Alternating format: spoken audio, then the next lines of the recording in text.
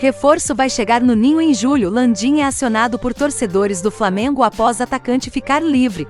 O jogador está sendo liberado pelo clube alemão e os torcedores do Flamengo se enlouqueceram com a ideia. Já deixa o seu like e se inscreva no canal que te deixa por dentro das últimas novidades do Flamengo.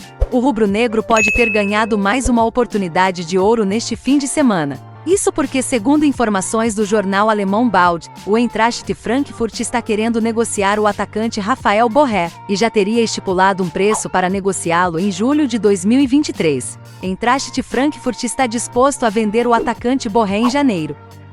O clube alemão deseja pelo menos 10 milhões de euros, algo em torno dos 54,8 milhões de reais, para negociar o ex-jogador do River Plate, revela o jornal alemão. Aproveitando que os alemães querem vendê-lo em janeiro, a nação inundou a web com pedidos para Landim olhar a situação. E não esqueça de deixar o seu like e se inscreva no canal Diário do Rubro Negro.